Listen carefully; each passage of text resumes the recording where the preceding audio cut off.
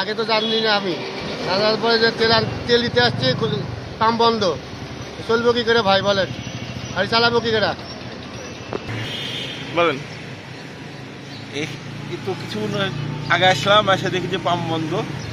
কিসের জন্য পাম্প বন্ধ তা আমি জানি না। এখন তেল যদি না পাই তো গাড়ি কিভাবে চলবে বলেন। আমরা সাধারণ মানুষ, এই যে পেট্রোল পাম্প বন্ধ হচ্ছে আমাদের মানে এক ধরনের বলা যায় এটা নিত্য প্রয়োজনীয়। প্রতিদিনে আমাদের একটা যাতায়াতের যে খরচটা মৎস্যের মাধ্যমে আমরা তেল সামগ্রী করার পরে বিভিন্ন প্রয়োজনীয় কাজ সারি। এখন যেহেতু পেট্রোল বন্ধ, এটা যেন আমাদের জন্য একটা কী বলবো মরার খাড়া। কারণ আমাদের দৈনন্দিন রিক্সা ভাড়া বা যানবাহনের যে খরচ হয় তাতে আমাদের এই মোটরসাইকেল তেলের মাধ্যমে আমরা অনেক কিছু সাশ্রয় বা দিতে পারি।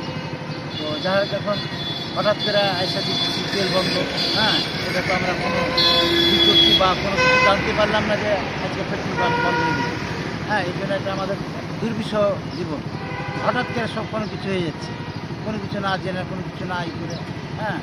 তো এখন তো আমরা এই সকালবেলা এসে মশলার তেল নেই, এটা বেকায়দায় অবস্থা করেছি। এটা ঠিক না, কারণ যে পেট্রোল পাম্প মালিককে আগে নাকি খুলনা ইয়ে হলো, এখন রাশিদ শুরু হচ্ছে, আসলে আমরা জানতাম না, এখন একটা বেকায়দায় পড়ে যাচ্ছে। পেট্রোল পাম্প বন্ধ থাকলে তো আমাদের অনেক সমস্যা। যে আমাদের দৈনন্দিন প্রয়োজনীয় একটা জিনিস, পেট্রোল না হলে আমাদের গাড়ি চলবে না।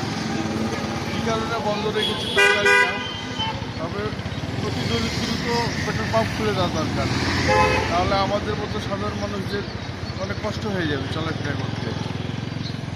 পেট্রোলের দাম বৃদ্ধি